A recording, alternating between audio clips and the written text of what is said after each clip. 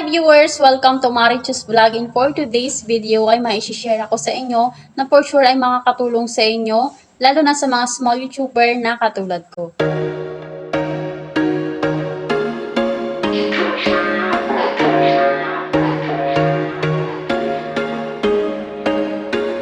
There was once a day that For today's video guys ay meron akong bad news and good news. So guys, ang una ko munang sasabihin sa inyo ay yung bad news. So guys, bad news kasi ito yung reason kung bakit ilang days na akong walang upload na video. Kasi guys, meron akong ginawang video nun na ang title ay kung saan makaka-download ng mga funny effects. And then guys, after kong mai-upload yung video na yon, may na-receive akong email from YouTube. Ang sabi sa email na na-receive ko guys ay ito yon. So, hi Marichu Cardenis, our team has reviewed your content and unfortunately, we think it violates our harmful and dangerous policy. We've removed the following content from YouTube. Yun guys, so napaisip ako na baka hindi ko lang na-edit ng maayos yung video. Bali guys, first warning to ni YouTube. Dahil sa kagustuhan kong ma-share sa inyo kung saan nakapag-download ng funny effects. Kasi guys, katulad nyo, hirap din ako maghanap ng funny effects, lalo na nung nag-uumpisa pa lang din ako mag-vlog.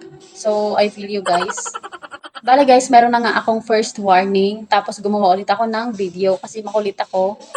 Gumawa ulit ako guys ng video na about pa rin doon.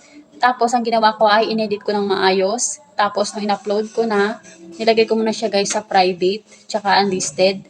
Tapos noon, after kong na-upload yung video, chinek ko guys sa YouTube Studio kung may problema. Ang nakalagay sa restriction ay none. So, ibig sabihin, walang problema dun sa video na ginawa ko. Eh, ditong si ate girl, dahil happy na kasi wala nang problema, natulog muna ako guys na 1 hour yata yun or 2 hours. So, natulog muna ako noon.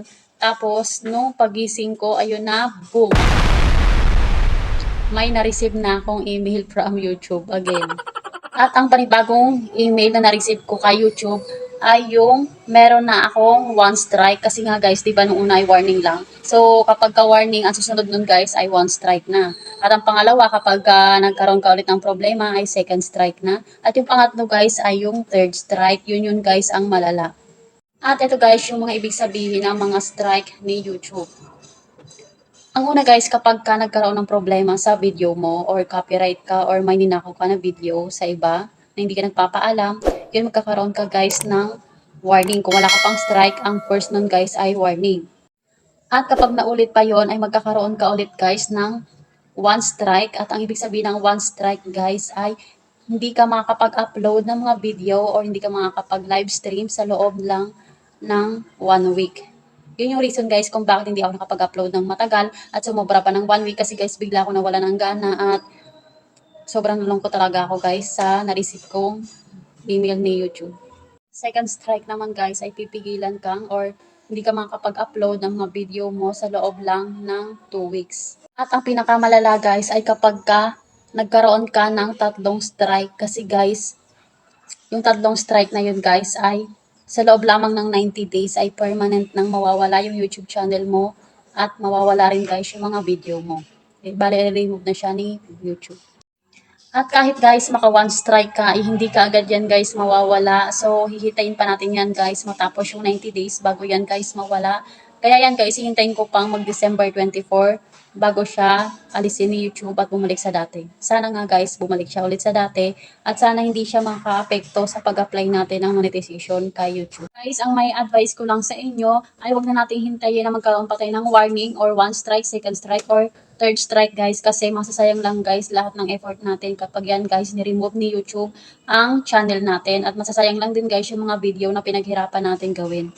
At para naman guys sa good news, ay gusto kong sabihin sa inyo na maraming salamat kasi nasa 500 subscribers na ako. Maraming pong salamat sa mga patuloy na nagsusubscribe at nanonood ng mga video ko. Sobrang laking tulong na po sa akin yan at sobrang ko pong na-appreciate kasi small YouTuber lang din ako. At promise ko gagaling ako sa mga video na ina-upload ko na nang sa ganun ay mas makatulong pa ako sa inyo. At dito na magtatapos ang ating video. Maraming salamat sa panonood ng video at sa pagtapos ng video na to. Bye guys! See you sa next vlog. Thank you!